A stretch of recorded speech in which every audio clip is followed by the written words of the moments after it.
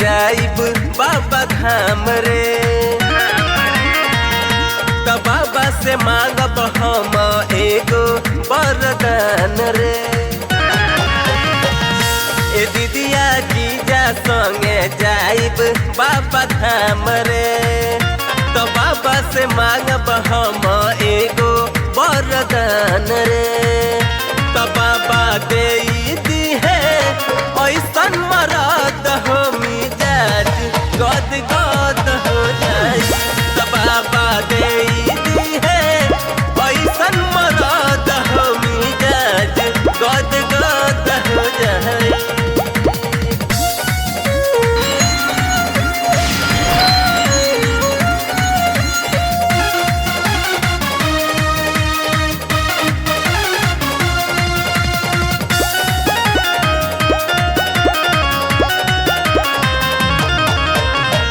साल जीजा घुमई है पर साल सैया ले जई है।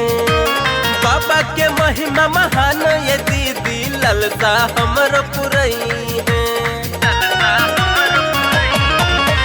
ये साल जीजा घुमई है पर साल सैया ले जई है।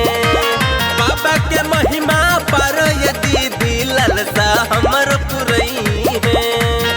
बाबा पूरा करी है हमर मकसद हो मिजाज गद गद हो जाई।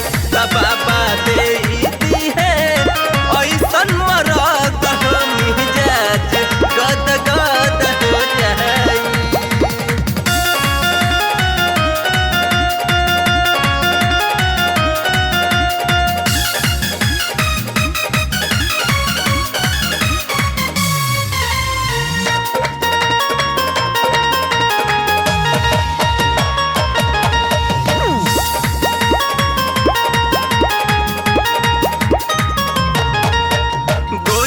खेली ललनवा खुश होई हमरो मनवा।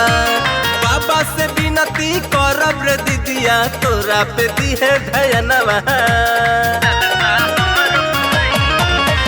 गोदी में खेली ललनवा खुश होई हमरो मनवा। बाबा से विनती करब रे दीदिया तोरा पे दी है धयनवा। कभी पिन अमित जैसन मिली है मरद हो मिजाज गद गद हो जाई।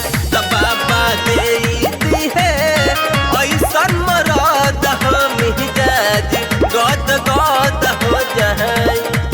मिजाज गद गद